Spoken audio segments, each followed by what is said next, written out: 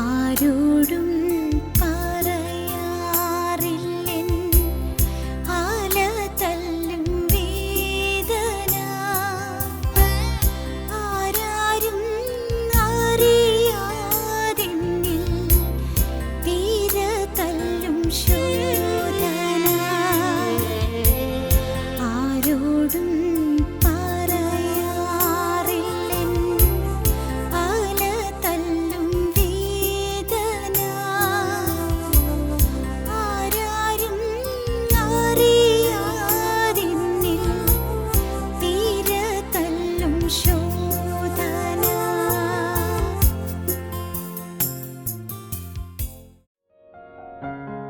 ഞങ്ങളും ക്രൂശിക്കപ്പെട്ട ക്രിസ്തുവിനെ പ്രസംഗിക്കുന്നു. ദൈവ തിരുനാമത്തിന് മഹത്വം ഉണ്ടാകട്ടെ. വിശുദ്ധ ലൂക്കോസിൻ്റെ സുവിശേഷം 5-ാം അധ്യായം 4-ാം വാക്യം മുതൽ സംസാരിച്ച് തീർന്നപ്പോൾ അവൻ ശീമോനോട് ആഴത്തിലേക്ക് നീക്കി മീൻപിടുത്തത്തിന് വല ഇറക്കുവീൻ എന്ന് പറഞ്ഞു. അതിന് ശീമോൻ, നാഥ, ഞങ്ങൾ രാത്രി മുഴുവനും അധ്വാനിച്ചിട്ടും ഒന്നും കിട്ടിയില്ല, എങ്കിലും നിൻ്റെ വാക്കിന് ഞാൻ വല ഇറക്കാം എന്ന് ഉത്തരം പറഞ്ഞു. നാഥ, ഞങ്ങൾ രാത്രി മുഴുവനും അധ്വാനിച്ചിട്ടും ഒന്നും കിട്ടിയില്ല. നിരാശമുറ്റിയ ചില വാക്കുകൾ, തളർന്നു പോയ ചില വാക്കുകൾ, ഭാരപ്പെടുന്ന ചില വാക്കുകൾ, ആശയറ്റുപോയൊരു ഹൃദയത്തിൽ നിന്ന് വരുന്ന ഉൾത്തേങ്ങലിൻ്റെ ഗീരുക്കൾ എന്ന് നല്ല ഭാഷയിൽ പറയട്ടെ, ഉൾത്തേങ്ങലുകൾ, നെടുവീർപ്പുള്ള വാക്കുകൾ, അത്യന്തം ദുഃഖമയമായ വാക്കുകൾ, വിഷാദപരവശമായ വാക്കുകൾ. നാഥ, ഞങ്ങൾ രാത്രി മുഴുവനും അധ്വാനിച്ചിട്ടും ഒന്നും കിട്ടിയില്ല. ദൈവത്തിന് സ്തോത്രം. എത്രയോ ആളുകളാണ് നിരാശയിൽ കഴിയുന്നത്, എത്ര കുടുംബങ്ങളാണ് നിരാശയിൽ കഴിയുന്നത്, എത്ര ജീവിതങ്ങളാണ് നിരാശയിൽ കഴിയുന്നത്. പ്രിയപ്പെട്ടവരെ, നാം ഈ സത്യം അറിയുമ്പോൾ, എൻ്റെ കർത്താവേ, നീ എനിക്ക് ഇത്രത്തോളം സമാധാനം തന്നല്ലോ, നിനക്ക് സ്തോത്രം, നാം അറിയാതെ പറഞ്ഞു പോകും. സത്യ ആരാധന ആരംഭിക്കും. എത്രയോ രോഗികൾ ഈ ലോകത്ത്, എത്രയോ രോഗികൾ. ഞാൻ പറയട്ടെ, നമ്മുടെ അഹങ്കാരമെല്ലാം തീരും ഒരു ഹോസ്പിറ്റലിൽ ചെന്ന് കണ്ടാൽ മതി. ഒരു ഹോസ്പിറ്റലിലെ ജനറൽ വാർഡിൽ കൂടി ഒന്ന് നടന്നാൽ മതി. അപ്പോൾ എ വാർഡിലാകട്ടെ, രോഗികളെ ഒരു കാലത്ത് നല്ല വീരന്മാരായിരുന്നവർ, നല്ല ബലശാലികളായിരുന്നവർ, നാട് ഭരിക്കുകയും നാട് കെടുക്കുകയും ചെയ്തവർ, നാടിനെ വിറപ്പിച്ചവർ, അനേകരെ ഭീതിപ്പെടുത്തിയവർ, നാടിൻ്റെ പേടി സ്വപ്നമായിരുന്നവർ, എത്ര പേര് തളർന്ന് വിവശരായി കിടക്കുന്നു പ്രിയരെ. എല്ലാ ശക്തിയും അസ്തമിച്ച് എല്ലാ കഴിവും പോയി ഇതാ ക്ഷീണിതരായി എത്രയോ പേര് മരണത്തോട് മല്ലടിച്ചുകൊണ്ട് ഇഞ്ചിഞ്ചായി മരണത്തിൻ്റെ വിനാഴികയിലേക്ക് നീങ്ങിക്കൊണ്ടിരിക്കുന്നു. നോക്കൂ, നമ്മുടെ അഹങ്കാരമെല്ലാം പറന്നു പോകും, നമ്മുടെ കഴിവെല്ലാം തീരും, നമുക്കൊന്നും അഭിമാനിക്കൽ ഇല്ലെന്ന് മനസ്സിലാകും. എല്ലാം മായല്ലോ കർത്താവേ, എല്ലാം മായല്ലോ, എല്ലാം താൽക്കാലികമല്ലോ, എല്ലാം ക്ഷണികമല്ലോ. ദൈവത്തിന് സ്തോത്രം. എത്രയോ പേര് ജീവിതത്തിൽ നൈരാശ്യത്തിൽ പൂണ്ട് കഴിയുന്നു. ദൈവത്തിന് സ്തോത്രം. ഞാൻ നിങ്ങളോട് പറഞ്ഞിട്ടുണ്ട് ഒരു സംഭവം. ഒരു കൊച്ചുകുട്ടി, അന്ന് അവൻ സ്കൂളിൽ നിന്ന് വന്ന പാടെ അമ്മയുടെ അടുക്കലേക്ക് പോയില്ല. എന്നും സ്കൂളിൽ നിന്ന് വന്നാൽ അവൻ ഓടി അമ്മയുടെ അടുത്ത് ചെല്ലും. അമ്മ അവന് ചായയും പലഹാരങ്ങളൊക്കെ കൊടുക്കും, ചെറിയ ലഘുഭക്ഷണം കൊടുക്കും. അവൻ സന്തോഷമായി അവൻ പിന്നെ കളിക്കാനൊക്കെ പോകും. എന്നാൽ അന്ന് അവൻ അങ്ങ് അമ്മയുടെ അടുത്തേക്ക് ചെന്നില്ല. കുറേ നേരം കഴിഞ്ഞിട്ട് മോനെ കാണുന്നില്ലല്ലോ. അമ്മ അന്വേഷിച്ച് നോക്കി. അപ്പോൾ കിടപ്പുമുറിയിലുണ്ട്, പക്ഷേ കിടക്കയിലല്ല. അവൻ കട്ടിലിൻ്റെ ചുവടെ തളർന്ന് കിടക്കുകയാണ്. അയ്യോ, ഈ കൊച്ചെന്താണ് ഇപ്പോൾ ഇത്ര നേരത്തെ കിടന്ന് ഉറങ്ങുന്നത്? അമ്മ നോക്കി, പക്ഷേ ഉറങ്ങുകയല്ല, കരയുകയാണ്. കണ്ണീരിങ്ങനെ വീണവിടെ നനഞ്ഞിട്ടുണ്ട്, തറ നനഞ്ഞിട്ടുണ്ട്. വെറും തറയിൽ പാവം ആ മോൻ കിടക്കുകയാണ്. അമ്മ മോനെ വിളിച്ചു, മോനെ. അവൻ കരയുകയാണ്. അവൻ എഴുന്നേറ്റു, പക്ഷേ അവൻ വളരെ അവശതയോടെ കരയുകയാണ്. അമ്മ ചോദിച്ചു, മോൻ എന്തിനാ കരയുന്നത്? എന്നാ പ്രയാസം, പറ, എന്നാ? ആദ്യമൊന്നും മിണ്ടാൻ പറ്റില്ല, കാരണം ഗൽഗതം കൊണ്ട് തൊണ്ട ഇടറുന്നതുകൊണ്ടൊന്നും മിണ്ടാൻ പറ്റുന്നില്ല. പിന്നെ അവൻ മിണ്ടി. എന്താ? എന്നും പറയാറുള്ളത് പോലെയല്ല, ഇന്ന് സാറ് പറഞ്ഞത് ഒത്തിരി കട്ടിയായിട്ടാണ്. നിന്നെ ഈ ക്ലാസ്സിന് കൊള്ളൂല്ല എന്നാണ് പറഞ്ഞത്. ഈ ക്ലാസ്സിൽ നീ ഒന്ന് വരാതിരിക്കാമോ എന്നാണ് ചോദിച്ചത്. നീ ദയവായി ഞങ്ങളുടെ സ്കൂളിന് ചീത്തപ്പേരുണ്ടാക്കാതെ നീ ഇങ്ങോട്ട് വരാതിരിക്കാമോ? ഈ ക്ലാസ്സിന് നിന്നെ കൊള്ളൂല്ല എന്ന് സാറ് പറഞ്ഞു. അത് എനിക്ക് പലപ്പോഴും സാറിങ്ങനെയൊക്കെ പറയാറുണ്ട്. സാരമില്ലായിരുന്നു. പക്ഷേ ഇന്ന് ഞാൻ ഏതായാലും പഠിക്കാൻ കൊള്ളൂല്ലോ, ഒന്നും പഠിച്ചാൽ എൻ്റെ തലയിലിരിക്കില്ല, സാറ് പറഞ്ഞത് ശരിയാ, എനിക്കൊന്നും ഓർമ്മ കിട്ടില്ല, പഠിക്കാൻ എനിക്ക് കഴിവില്ല. എന്നാൽ കളിക്കാമെന്ന് വിചാരിച്ചാൽ കളിക്കളത്തിലേക്ക് ചെന്നു, പ്ലേ ഗ്രൗണ്ടിലേക്ക്. അപ്പോൾ അവിടെയുള്ള കൂട്ടുകാർ പറഞ്ഞു, ദയവായി നീ ഇങ്ങോട്ട് വരാതിരിക്കാമോ, നിന്നെ ക്ലാസ്സിനും കൊള്ളൂല്ല, പ്ലേ ഗ്രൗണ്ടിനും കൊള്ളൂല്ല, നിന്നെ ക്ലാസ്സിനും കൊള്ളൂല്ല, കളിക്കളത്തിനും കൊള്ളൂല്ല, നിന്നെ എന്തിനു കൊള്ളാം, നീ വീട്ടിലിരുന്നാൽ മതി, നീ സ്കൂളിലോട്ട് വരികയേ വേണ്ട. സ്കൂളിൽ പഠിക്കുന്ന ആ കുട്ടി തീർത്തും നിരാശനായിപ്പോയി. അവൻ്റെ കുരുന്ന് മനസ്സ് നല്ലപോലെ നൊന്തു. അവൻ നല്ലപോലെ വേദനിച്ചായത് പറഞ്ഞത്. അമ്മ അവനെ ചേർത്തണച്ച് നിർത്തി. അമ്മ അവനെ അവൻ്റെ ദേഹത്ത് തലോടിക്കൊണ്ട് പറഞ്ഞു, മോനെ, എല്ലാവരേക്കാളും കൂടുതൽ നിന്നെ അറിയാവുന്ന എനിക്കല്ലേ, എല്ലാവരേക്കാളും കൂടുതൽ നിന്നെ അറിയാവുന്ന എനിക്കല്ലേ, ഞാൻ നിന്നോടൊരു കാര്യം പറയാം. നീ യേശുവിനെ വിശ്വസിക്കൂ, നീ യേശുക്രിസ്തുവിനെ വിശ്വസിക്കൂ മോനെ, നീ വലിയവനാകും, നീ വലിയവനാകും, നീ വലിയവനാകാൻ ജനിച്ചവനാണ്. അമ്മ പറയുകയാണ്, നീ വലിയവനാകാൻ പിറന്നവനാണ്, നീ വലിയവനാകും, നീ നിരാശപ്പെടല്ലേ. അമ്മ അവന് ധൈര്യം കൊടുത്തു, അമ്മ അവന് പ്രത്യാശ കൊടുത്തു, അമ്മ അവന് പ്രോത്സാഹനം കൊടുത്തു. പ്രിയപ്പെട്ടവരെ, ഏതാനും വർഷം കഴിഞ്ഞപ്പോൾ നോക്കൂ, വർഷം കഴിഞ്ഞപ്പോൾ അവൻ വളർന്നു, അവൻ വലിയവനായി, അവൻ അറിയപ്പെടുന്നൊരു ശാസ്ത്രജ്ഞനായി. അവനാണ് ഈ ഇലക്ട്രിക് ബൾബൊക്കെ കണ്ടുപിടിച്ച തോമസ് ആൽവ എഡിസൺ. എൻ്റെ ദൈവമേ, ദൈവത്തിന് സ്തോത്രം. ഈ ഇലക്ട്രിക് ബൾബ് മാത്രമല്ല, അതോടൊപ്പം ഒരു 100-ലേറെ കണ്ടുപിടുത്തങ്ങൾ ലോകത്തിന് സംഭാവന ചെയ്ത വിശ്വവിശ്രുതനായ ഒരു ശാസ്ത്രജ്ഞൻ തോമസ് ആൽവ എഡിസൺ. നോക്കൂ പ്രിയപ്പെട്ടവരെ, ഞാൻ നിങ്ങളോട് പറയട്ടെ, ആ അധ്യാപകന് ക്ലാസ്സിന് കൊള്ളൂലെന്ന് പറഞ്ഞില്ലേ, ആ അധ്യാപകൻ്റെ പിന്മുറക്കാരധ്യാപകർ ഇവനെക്കുറിച്ച് പറയുന്നത് എന്താണെന്നറിയാമോ? മഹാനായ തോമസ് ആൽവ എഡിസൺ. മഹാനായ തോമസ് ആൽവ എഡിസൺ എന്ന് പിൽക്കാലത്ത് സ്കൂളിലും കോളേജിലുമെല്ലാം അധ്യാപകരെ പ്രകീർത്തിക്കുന്ന മഹാനുഭാവനായ ഒരു മഹാശാസ്ത്രജ്ഞനായി ഈ ബാല്യക്കാരൻ ക്ഷീണിതനായി, തളർന്ന് അവശനായി, ക്ലാസ്സിന് കൊള്ളാത്തവൻ, കളിക്കളത്തിന് കൊള്ളാത്തവനെന്ന് കേട്ട് നിരാശപ്പെട്ട ബാല്യക്കാരൻ വളർന്ന് ഉന്നതനായി തീർന്നു. ദൈവത്തിന് സ്തോത്രം. ശീമോൻ അങ്ങനെയാണ് പറഞ്ഞത്, കർത്താവേ, ഞങ്ങൾ രാത്രി മുഴുവൻ അധ്വാനിച്ചതാണ്, ഒന്നും കിട്ടിയില്ല. എന്താ പറഞ്ഞത്? 5-ാം വാക്യം, നാഥ, ഞങ്ങൾ രാത്രി മുഴുവൻ അധ്വാനിച്ചിട്ട് ഒന്നും കിട്ടിയില്ല, എങ്കിലും നിൻ്റെ വാക്കിനെ ഞാൻ മലയിറക്കാം. പ്രതീക്ഷയില്ല കർത്താവേ, ആശയ്ക്ക് വകയില്ല. ഞങ്ങൾ രാത്രി മുഴുവൻ അധ്വാനിച്ചതാണ്, ഈ ഗലീലാക്കടൽ അരിച്ച് പെറുക്കിയതാണ്. ഈ കടലിൽ ഞങ്ങൾക്ക് നല്ല പരിചയമുണ്ട്. കടലിൽ മീൻകൂട്ടം എവിടെയാണ് കാണാൻ ഇടയുള്ളതെന്ന് ഞങ്ങൾക്ക് നല്ല അനുഭവ സമ്പത്തുണ്ട്, പരിചയ സമ്പത്തുണ്ട്. ഞങ്ങൾക്കറിയാം എവിടെ വല വീശിയാൽ മീൻ കിട്ടും, ഞങ്ങൾക്കറിയാം. പക്ഷേ ഞങ്ങൾ രാത്രി മുഴുവൻ അധ്വാനിച്ചു. എന്ത് പറ്റിയെന്ന് പറഞ്ഞുകൂടെ, ഒരു പൊടിച്ചീൻ പോലും കിട്ടിയില്ല, ഒരു ചെറിയ മീൻപരൽ പോലും കിട്ടിയില്ല. പ്രിയപ്പെട്ടവരെ, നിരാശപ്പെട്ടിരിക്കുന്നവർക്ക് പ്രത്യാശ തരാൻ യേശു ഇതാ പടകിൽ കയറിയിരിക്കുന്നു. ദൈവത്തിന് സ്തോത്രം.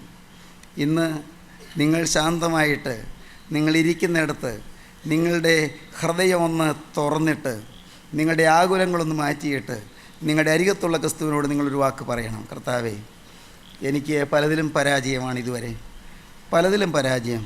ഞാൻ ജീവിക്കാൻ കൊള്ളാത്തവനാണ്, എനിക്ക് ജീവിക്കാൻ അറിഞ്ഞുകൂടാ. പലരും എന്നെ പറ്റിച്ചു, പലരും എന്നെ ചതിച്ചു. കർത്താവേ, എനിക്ക് ജീവിക്കാനുള്ള കഴിവില്ല, എനിക്ക് നല്ലതുപോലെ പെരുമാറാൻ കഴിവില്ല, ഒരു നല്ല വാക്ക് പറയാൻ കഴിവില്ല, ആരെയും ഒന്ന് പ്രീതിപ്പെടുത്തുന്ന രീതിയിൽ ഒരു നല്ല വാക്ക് പറയാൻ കഴിവില്ല, എനിക്കൊരാളെ സ്നേഹത്തോടെ പുഞ്ചിരിയോടെ സ്വീകരിക്കാൻ കഴിവില്ല. കർത്താവേ, ഒരു മധുരവാക്ക് പറയാൻ എനിക്ക് അറിഞ്ഞുകൂടാ. എൻ്റെ കർത്താവേ, ഞാൻ ഇതുവരെ ഒരു പരാജയമാണല്ലോ. ദൈവത്തിന് സ്തോത്രം.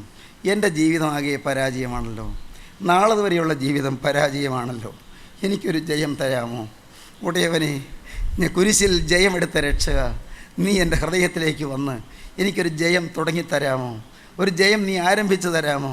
കർത്താവേ, തൊട്ടടുത്തെല്ലാം പരാജയപ്പെട്ട ഒരു പാവപ്പെട്ടവനാണ് കർത്താവേ ഞാൻ. നിനക്കറിയാമല്ലോ, ഞാനും ഇപ്പോൾ അറിയുന്നുണ്ട്. കുറച്ചൊന്നും ഞാൻ അറിഞ്ഞിരുന്നില്ല കർത്താവേ, ഇത്രയും കനത്ത പരാജയമാണ് ഞാനൊന്നും മനസ്സിലാക്കിയിരുന്നില്ല കർത്താവേ. ഒരുപടി തോൽവി എനിക്ക് വന്നിട്ടും ഞാൻ പിന്നെയും ചിലതിലെല്ലാം പുകഴുകയും പ്രശംസിക്കുകയും അഭിമാനിക്കുകയും ചെയ്തിരുന്നു കർത്താവേ. എൻ്റെ വിദ്യാഭ്യാസത്തിൽ ഞാൻ പ്രശംസിച്ചിട്ടുണ്ട്, എൻ്റെ അറിവിലും പാണ്ഡിത്യത്തിലും കഴിവിലും എൻ്റെ വൈഭവത്തിലും എൻ്റെ സംസിദ്ധിയിലുമെല്ലാം ഞാൻ അഭിമാനിച്ചിട്ടുണ്ട് കർത്താവേ.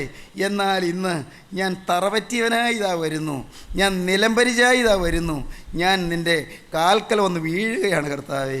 എൻ്റെ ദൈവമേ, നൂറ്റാണ്ടുകൾക്ക് മുൻപ് എൻ്റെ കർത്താവേ, 2000-ലേറെ വർഷം മുൻപ് ഗലീല കടലിലെ ചിറ്റോളങ്ങൾക്ക് മീതെ നടന്ന വാഴ്ത്തപ്പെട്ട കർത്താവേ, അന്ന് ഗലീല കടൽപ്പുറത്ത് നിന്നുകൊണ്ട് ശീമോനെ നോക്കിക്കൊണ്ടുനിന്ന വാഴ്ത്തപ്പെട്ട കർത്താവേ, ശീമോൻ്റെ പടയിൽ നിന്നുകൊണ്ട് കരയിലുള്ള ജനത്തോട് സംസാരിച്ച കർത്താവേ, എന്നും പരാജയപ്പെട്ടവനായ ഈ സാധു മനുഷ്യനോട് നീ ഒന്ന് മനസ്സറിയണം. ഞാൻ നിൻ്റെ കൈപ്പണിയല്ലോ, ഞാൻ നിൻ്റെ സൃഷ്ടിയല്ലോ, ഉടയവനെ ഞാൻ നിൻ്റെ സൃഷ്ടിയല്ലോ, നീ എന്നെ മെനഞ്ഞതല്ലോ, എന്നെ ഈ ഭൂമിയിലേക്ക് കൊണ്ടുവന്നത് എൻ്റെ ആവശ്യപ്രകാരമല്ലല്ലോ, ഞാൻ പറഞ്ഞിട്ടല്ലല്ലോ, ഞാൻ പ്രാർത്ഥിച്ചിട്ടല്ലല്ലോ, ഞാൻ ആവശ്യപ്പെട്ടിട്ടല്ലല്ലോ, നീയല്ലയോ എന്നെ ഈ ഭൂമിയിലേക്ക് കൊണ്ടുവന്നത്.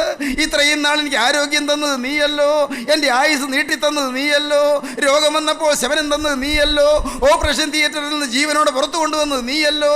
എൻ്റെ ദൈവമേ, അമ്മയുടെ ഗർഭപാത്രത്തിൽ ഉരുവാകുമ്പോൾ എന്നെ അറിഞ്ഞതും മുദ്ര വെച്ചതും നീയല്ലോ, എന്നെ തെരഞ്ഞെടുത്തതും എൻ്റെ മേൽ നിന്റെ നാമം മുദ്ര കുത്തിയതും നീയല്ലോ, എന്നെ നിന്റെ വിശുദ്ധനാക്കാൻ വിളിച്ച് വേർതിരിച്ചത് നീ എൻ്റെ കൃപയല്ലോ. നാഥ, ഇന്ന് ഞാൻ ഈ വാക്കുകൾ നിന്നോട് എളിമയോടെ പറയട്ടെ. പരാജയത്തിൻ്റെ ഭാണ്ഡങ്ങളും പേറിക്കൊണ്ട് തോൽവിയുടെ കണക്കും പറഞ്ഞുകൊണ്ട് ഞാനിതാ നിന്റെ പാദപീഠത്തിലേക്ക് വരുന്നു. ഇന്ന് ജയത്തിൻ്റെ ആദ്യത്തെ അധ്യായം കുറിക്കുവാൻ ഞാനിതാ നിന്റെ പാദപീഠത്തിലേക്ക് വരുന്നു. ജയം തരണമേ. ദൈവത്തിന് സ്തോത്രം. ദൈവത്തിൻ്റെ വലിയ നാമം മഹത്വപ്പെടട്ടെ. നമുക്കൊന്ന് പാടാം പ്രിയരെ. പ്രതികൂലത്തിൻ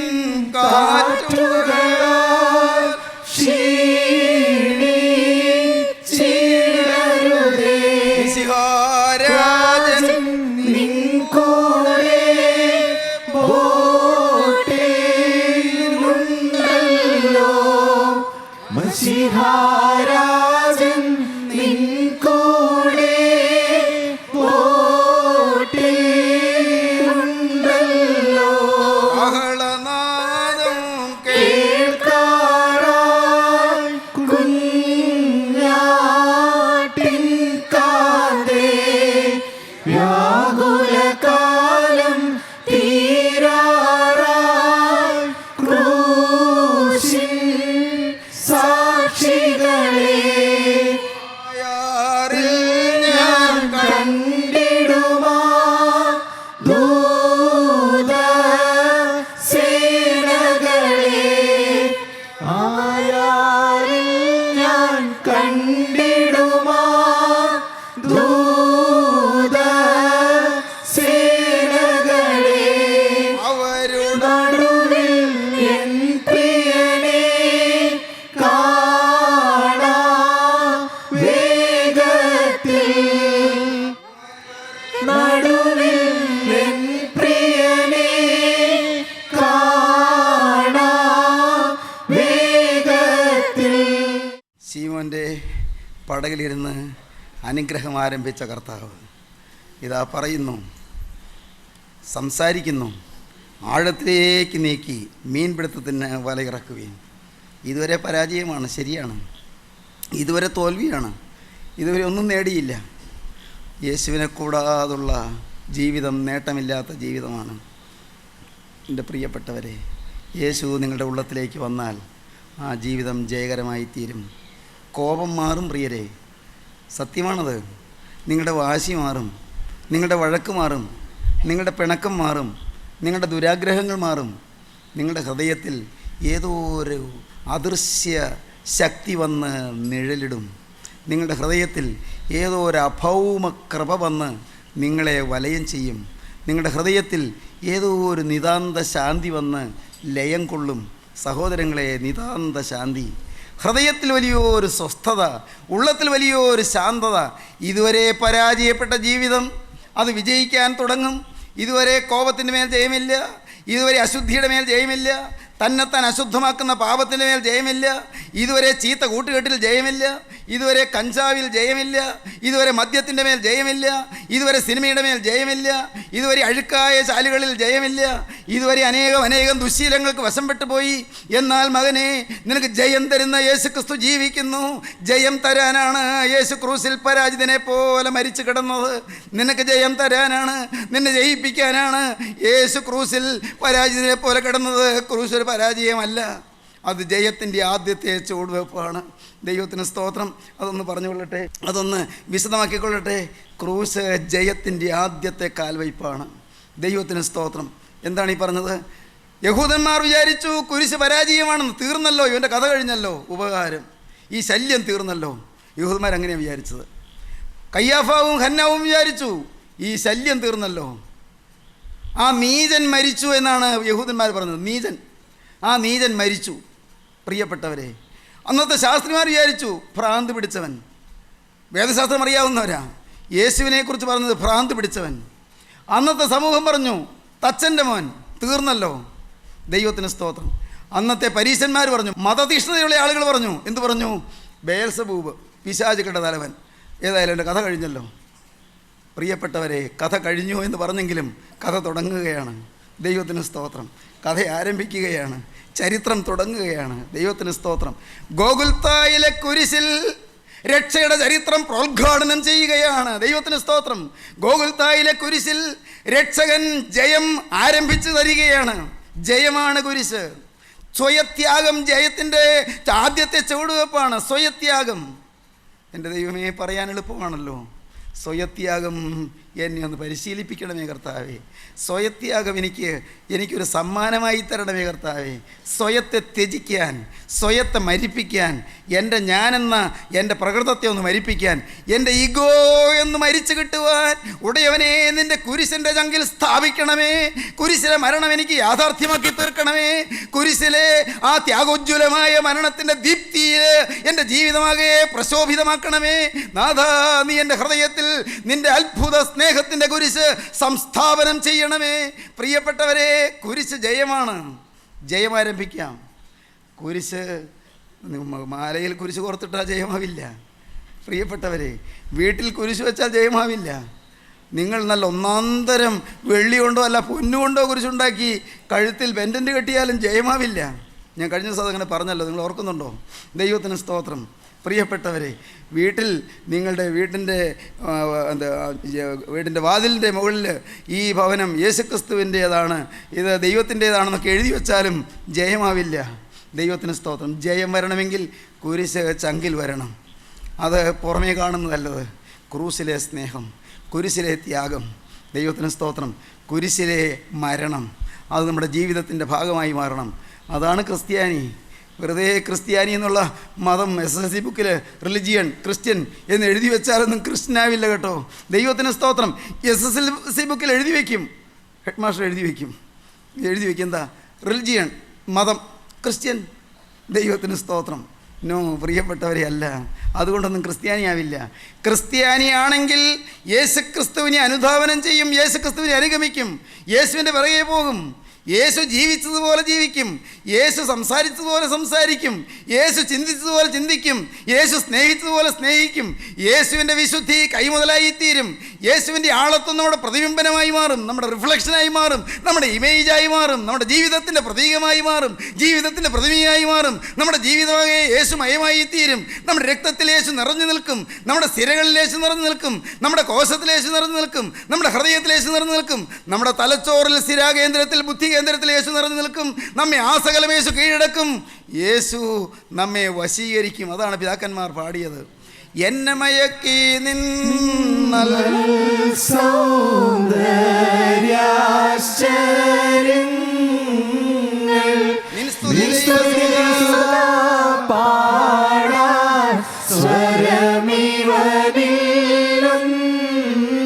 എന്നെ മയക്കി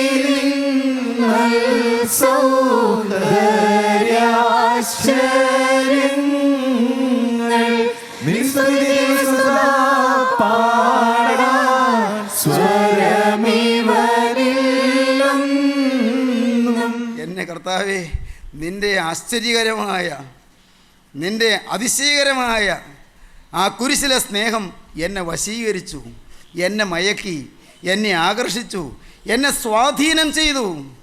എന്നെ മയക്കി നിൻ നൽ സൗന്ദര്യാശ്ചര്യങ്ങൾ. ആശ്ചര്യകരമായ സൗന്ദര്യം, ബാഹ്യ സൗന്ദര്യമല്ല. യേശുവേ, നിൻ്റെ സൗന്ദര്യം അത് യെശയ്യാ പ്രവാചകൻ പറയുവാൻ രൂപഗുണമില്ല, സൗന്ദര്യമില്ല, കണ്ടാൽ ആഗ്രഹിക്കത്തക്ക സൗന്ദര്യവുമില്ല എന്നാണ് യെശയ്യാവ് പറഞ്ഞത്. ക്രൂസിൽ ചോര കറ്റച്ച് മുഖത്തും നെഞ്ചിലും കാലിലും കവിളിലുമെല്ലാം ചോര കറ്റച്ചിരുന്ന യേശുവിന് രൂപഗുണമില്ല, സൗന്ദര്യമില്ല, കണ്ടാൽ ആഗ്രഹിക്കത്തക്ക സൗന്ദര്യമില്ല എന്ന് യേശു ജനിക്കുന്നതിന് 750 കൊല്ലം മുമ്പ് യെശയ്യാവ് പറഞ്ഞു. പിന്നെ ഏതാണ് യേശുവിൻ്റെ സൗന്ദര്യം? യേശുവിൻ്റെ വിശുദ്ധിയാണ്, യേശുവിൻ്റെ സ്നേഹമാണ്, യേശുവിൻ്റെ ഹൃദയമാണ്, യേശുവിൻ്റെ രക്ഷയാണ്. അതാണ് സൗന്ദര്യം. എന്നെ മയക്കി നിന്നൽ സൗന്ദര്യാശ്ചര്യങ്ങൾ. ആശ്ചര്യകരമായ സൗന്ദര്യം എന്നെ വശീകരിച്ചു. കർത്താവേ, നിനക്ക് സ്തുതി പാടാൻ എനിക്ക് സ്വരമില്ലല്ലോ, നിനക്ക് സ്തുതി പാടാൻ എനിക്ക് നാവില്ലല്ലോ. 1000 നാവുകളാലും 10,000 വാക്കുകളാലും 1000 വാക്കുകളാലും 10,000 വാക്കുകളാലും 1000 വാക്കുകളാലും 10,000 വാക്കുകളാലും ആ ദിവ്യ സ്നേഹമാണെന്നും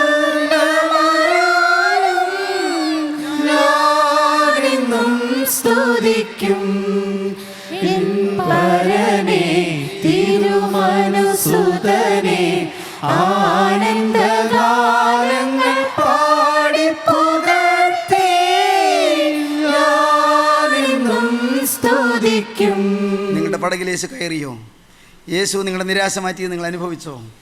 അവൻ നിങ്ങളെ നോക്കി തൻ്റെ കരം ഉയർത്തിയത് നിങ്ങൾ കണ്ടുവോ? നിങ്ങളുടെ നേരെ ഉയർത്തിയ ആണിപ്പാടുള്ള കരം നിങ്ങൾ കണ്ടുവോ? ആ കരം നിങ്ങളുടെ തലയിൽ വയ്ക്കാൻ നീട്ടി വരുന്നത് നിങ്ങൾ കാണുന്നുണ്ടോ?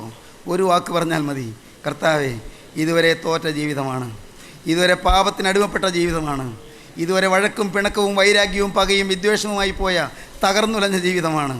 നാഥ, ഇന്നൊരു പുതിയ ജീവിതം ഞാൻ ആരംഭിക്കട്ടെ കർത്താവേ. വിശുദ്ധ ജീവിതം, സ്നേഹോഷ്മളമായ ജീവിതം, ത്യാഗോജ്വലമായ ജീവിതം ഇന്ന് തുടങ്ങട്ടെ കർത്താവേ. നിൻ്റെ കരം എൻ്റെ മേൽ ഒന്ന് വയ്ക്കണമേ. ഞാനൊരു വാക്ക് നിന്നോട് പറയാം. ഇതിനു മുൻപ് പലപ്പോഴും പറഞ്ഞു കർത്താവേ, പക്ഷേ ഞാൻ പിന്നെയും വാക്ക് മാറിപ്പോയല്ലോ, തെറ്റുപറ്റിപ്പോയല്ലോ. ഇന്ന് ഞാൻ നിന്നോടൊരു വാക്ക് പറയട്ടെ. നാഥ, ഇന്ന് മുതൽ ഞാൻ പുതിയ സൃഷ്ടിയായി ജീവിക്കും. യേശുവേ, നീ എനിക്ക് വേണ്ടി ക്രൂസിൽ മരിച്ചതിനാൽ ഇന്ന് മുതൽ ഞാൻ നിനക്കായി ജീവിക്കും. എൻ്റെ രക്ഷക, നീ എനിക്ക് വേണ്ടി കുറ്റമില്ലാത്ത രക്തം ചിന്തിയതിനാൽ ഇന്ന് മുതൽ ഞാൻ നിനക്കായി ജീവിക്കും. യേശുവേ, എൻ്റെ മേൽ നിൻ്റെ കരം ഒന്ന് വെക്കണമേ. ആണിപ്പാടുള്ള കരം എൻ്റെ മേലൊന്ന് വെക്കണമേ. എന്നെ വിശുദ്ധീകരിക്കണമേ. എൻ്റെ പാപക്കറകൾ കഴുകണമേ. എൻ്റെ പാപബന്ധനങ്ങൾ അഴിക്കണമേ. പൈശാചിക കോട്ടകൾ തകർക്കണമേ. ദുരാത്മഭീതികൾ മാറ്റണമേ. ഭൂതബാധകൾ മാറ്റണമേ. സാത്താന്യ ശാപങ്ങൾ നീക്കണമേ. നാഥ, എൻ്റെ മേൽ നിൻ്റെ അത്ഭുത കൃപകൾ ചൊരിയണമേ. എന്നെ നിൻ്റെ മകനും നിൻ്റെ അവകാശിയുമാക്കി തീർക്കണമേ.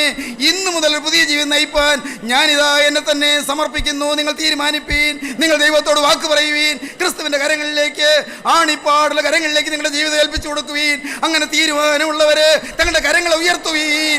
നിങ്ങൾ ദൈവകരങ്ങളിലേക്ക് നിങ്ങൾ ഏൽപ്പിച്ചുകൊണ്ട് നിങ്ങൾ വാക്ക് പറയുവീൻ. യേശുവേ, നീ എനിക്ക് വേണ്ടി മരിച്ചതിനാൽ ഇന്നു മുതൽ ഞാൻ നിനക്കായി ജീവിക്കും. നമുക്ക് പ്രാർത്ഥിക്കാം.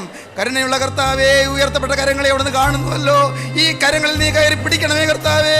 തിരുരക്തം വരേണ്ട കരം കൊണ്ട് ഈ കരങ്ങളെ പിടിച്ച് എഴുന്നേൽപ്പിക്കണമേ കർത്താവേ. അനുഗ്രഹിക്കണമേ. പാവരോഗങ്ങൾ മാറ്റണമേ. ശാപദോഷങ്ങൾ നീക്കണമേ. പൈശാചിക ബന്ധനങ്ങൾ അഴിക്കണമേ. ദുരാത്മഭീതികൾ അകറ്റണമേ. കുടുംബ സമാധാനം നൽകണമേ. എല്ലാവരെയും അനുഗ്രഹിക്കണമേ. അവിടുത്തെ രണ്ടാമത്തെ വരവിന് വേണ്ടി ഒരുക്കണമേ. മഹത്വം തിരുമേനി എടുക്കണമേ. യേശുവിൻ നാമത്തിൽ തന്നെ.